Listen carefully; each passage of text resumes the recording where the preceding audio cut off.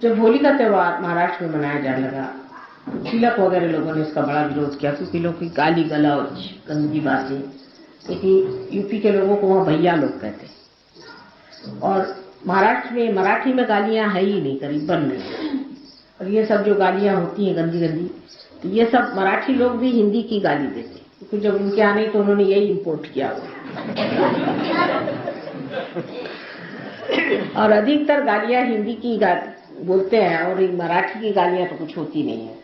और या तो फारसी लोग भी बहुत गालियां देते हैं, और हमारे पंजाब की भी गालियां कुछ कुछ होती हैं, वो भी काफी बम्बई में चलती हैं। सो ये गाली गलौच आदि चीजें जो है ये है कि अंदर की जो भड़ास है उसको निकाल दीजिए वगैरह वगैरह कहते हैं। इसको निकाल देने से अच्छा होता है, पर ये बड़ी रॉन्ग थी। ये कभी निकलती नहीं, ये जबान पे चढ़ जाती। हमने देखा है कि हमारे हस्बैंड तो जमींदार फैमिली के हैं, सिवाय हमारे हस्बैंड छोड़ के वहां हर आदमी गाली के सिवा बात ही नहीं करता, मतलब बड़ों में भी उनको गाली देने में कुछ लगता नहीं, पट से गाली देते। एक हमारे पति ऐसे है वाकई में, बट सुचारू रूप के आगे कभी भी उनके मुंह से मैंने गाली नहीं किसी के लिए, आज तक कभी उन्होंने किसी को गाली देते मैंने सुना नहीं, विशेष बात है। लेकिन उनके घर में अगर किसी बात करते वक्त एक दो गाली नहीं दी तो वो सोचते उन्होंने प्रेम ही नहीं जताया।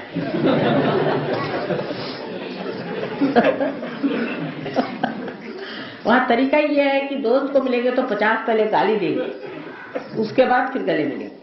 तो वो यही चीज से फिर वो चढ़ जाती है गाली। उसका नुकसान भी बहुत हो जाता है कि चीजें अगर चढ़ जाए जीभ पे तो जिह्वा में शक्ति नष्ट हो जाए। जिह्वा का आदर नहीं होने से आप जो बोलते हैं वही झूठ होएगा।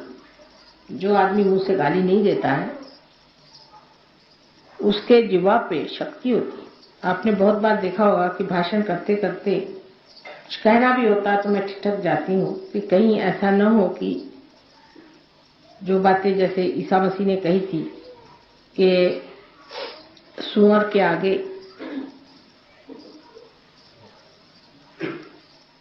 मोती नहीं डालना चाहिए, लेकिन अंग्रेजी में सुअर शब्द जो है ये गाली है और बहुत बुरी गाली है, और मराठी में नहीं है, पर तो भी थोड़ी सी है पर ज्यादा नहीं। पर अंग्रेजी भाषा में बोलते वक्त में नहीं बोलती हूँ, हिंदी में बोलते हो ठीक है सुअर किसी कह दो तो ज्यादा ज्यादा तय होगा कि बेवकूफ, लेकिन वहां पे बहुत गंदा शब्द होता है।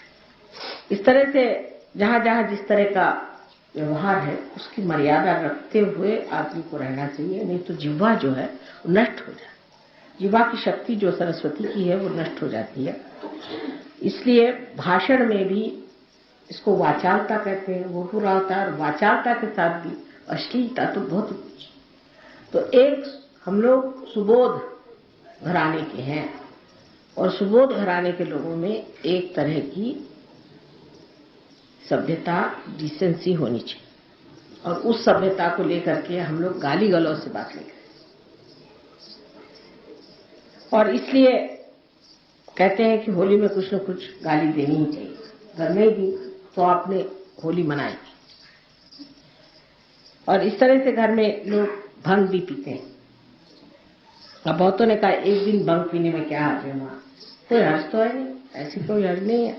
एक दिन भंग पी ले तो कोई भंगेड़ू नहीं हो जाते, पर अगर आप हमें भंग पीने को कहिए तो हम तो नहीं पिएंगे नहीं, क्योंकि वजह यह है कि हम तो पहले ही पिए हुए हैं, हमें कोई जरूरत नहीं। और लोग इसलिए पीते हैं कि सोचते हैं कि जो सीरियस लोग हैं वो जरा से हल्के हो जाते हैं। जैसे ईगो ओरिएंटेड लोग हैं वो भंग पी लें तो थोड़े से लेफ्ट साइड को मूवमेंट हो जाती है तो जरा से खिल जाते, भंग में बकना शुरू कर देते। लेकिन भयंकर प्रकार है भंग, क्योंकि हमारे ससुराल जब हम गए तो हमें क्या पता था कि भंग वंग पीते। महाराष्ट्र में सब तरीका नहीं है, महाराष्ट्र जरा इस मामले में ज्यादा सभ्य है। औरतें तो बिल्कुल भंग का नाम ही नहीं, उनको अच्छा ही नहीं लगती सब चीजें। तो घर में गए तो आपको क्या पता था, सब भंग पिए बैठे। उनका खाना खाइए, हमने कहा भाई चलो खाना खाने बैठे तो इतनी बड़ी थाली में, वो कायस्तों में जैसा तरीका था बड़ी थाली में बैठ के खाना शुरू किया। अब मैं तो जितना खाती हूँ आप जानते ही हैं, चलो उस दिन त्योहार का थोड़ा ज्यादा ही खा लिया, और वो खाते चली गई। हमने कहा क्या हो रहा है, कुछ समझ नहीं आ रहा। और हंसते जाए खाते जाए। तो हमारी जिठानी जी विधवा थी, तो विधवा लोग नहीं भंग पीती, विधवाओं के लिए सब मना। तो हमने कहा ये इनको क्या हो गया जीजी? तो वो सब हंसे जाए और खाते जाए, हंसी जाए। मेरी कुछ समझ भी नहीं आया क्या हो रहा है। तो उसके बाद उन्होंने बताया कि इन लोग सब भंग पिए हुए हैं। तो मैं वैसे ही उठी थाली पर से, नमस्कार करके और हाथ धोया और अपनी अटैची उठ के मैं ट्रेन में बैठी। किसी के पैर भी नहीं छुए, हमारे यहाँ पैर छूने का कुछ नहीं, किसी कहा नहीं चल रही। सबने कहा कहाँ गई? जब लखनऊ में उन्होंने खबर भेजी भाई कहाँ चली गई दुल्हन? तो हमने कहा सब भंग पिए हुए थे, इन लोगों से क्या बात हम करते। तो अब चले हमने कहा सबको भंग ही पीने दी। तो बात यह है कि भंग वंग पीने की सहयोग कोई जरूरत नहीं, जब चाहे तब मन में ही भंग पी ली। भंग का जो उपयोग है लेफ्ट साइड में जाने का, वो हम लोग ऐसे ही करते हैं। मतलब ये कि कोई अगर आदमी बड़ा इगोरिएंटेड है, बहुत ड्राई है, शुष्क है, गंभीर है, तो उसके लिए सहयोग में पूर्ण व्यवस्था है कि वो अपने आज्ञा चक्र को ठीक कर ले। आज्ञा चक्र को अगर वो इसी तरह से खुलवा ले, अपने ही आज्ञा चक्र को ठीक कर ले, तो वो लेफ्ट साइड में काफी है। निद्रा के समय अगर आज्ञा चक्र को घुमा करके सो जाए तो अच्छे से निद्रा आ। और अगर उसको फिर भंग की दशा से निकलना है तो फिर आज्ञा चक्र को कस ले, तो फिर राइट साइड में। तो जब अपने ही हाथ में सारी चीज पड़ी हुई है, जब हमारी सारी ही शक्ति हमारे अंदर समाई हुई है, और जब उसका पूरा ही ज्ञान हमको मालूम है कि कौन सा स्विच किस वक्त घुमाने का है, तो इन बाहर की चीजों का अवलंबन करने की जरूरत नहीं। तो उस वक्त में भंग हो सकता है, जस्टिफाइड थी शायद कृष्ण के जमाने में, लेकिन कृष्ण भी पीते नहीं थे, खाते हैं शायद, पता नहीं क्या करते जो। सो उन्होंने ये किया, लेकिन बाकी लोगों को जरूरत पड़ी, क्योंकि जो सीरियस लोग थे उनको जरूरत थी कि भंग पिए, जिससे, क्योंकि मिस आइडेंटिफिकेशन है, हम राजा साहब हैं, हम महारानी साहब हैं, हम घर के मालिक हैं, हम फलाने हैं, हम कैसे मेहतर से मिले? मैं मेहतर तो करके झाड़ू लगा। तो उसके लिए ये कि पहले तुम भंग पियो तो मेहतर और तुम एक हो जाओ। भूल ही जाओ कि तुम मेहतर हो और वो राजा। इसलिए भंग पिला देते थे कि तुम्हें होश ही न रहे कि तुम कौन हो, क्योंकि इससे आइडेंटिफिकेशन बने हुए हैं कि हम फलाने हैं, हम डिगाने। भंग पी लिए तो सब एक हो। अब इसी का उल्टा हिस्सा ऐसा है कि जब कबीरदास जी ने कहा कि सुरती जब चढ़ती है तब सब एक जात हो जाते हैं, तो उन्होंने सोचा कि जब तंबाकू आदमी खाता है तो वो भी एक जात हो जाते हैं, तो उन्होंने तंबाकू का नाम सुरती रख दिया। जब हिसाब नहीं लगा पाए तो उनका तंबाकू ही सुरती हुई, क्योंकि तंबाकू जब खाते हैं, जब जिसको तंबाकू तलफ होती है, तो वो चाहे राजा हो, उस वक्त में अगर कोई गरीब भी बैठा हो तो भी उससे कहा भाई तंबाकू तो दो थोड़ी मुझे, वो मांग लेता है। इसलिए वो कहा ये तंबाकू चीज सुर्खी हो सकती क्योंकि इसमें राजा रंक नहीं रह जाता।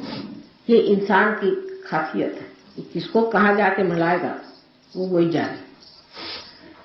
लेकिन होली का जो विशेषता है पर्व, इसमें ये याद रखना चाहिए कि दिवाली अगर इसे बनानी है तो इसमें डिसेंसी के साथ, इंडिसेंट काम नहीं, अश्लीलता बिल्कुल नहीं आनी चाहिए। अश्लीलता आ गई तो फिर वो होली नहीं हुई, श्री कृष्ण की नहीं, वो तो होली हुई ऐसे लोगों की जो पार हो जाते हैं होली खेलते वक्त कोई सी भी अश्लीलता ना, यानी ऐसे जैसे सहयोग में हम स्त्री पुरुष होली नहीं खेलते, पुरुष पुरुषों के साथ, औरतें औरतों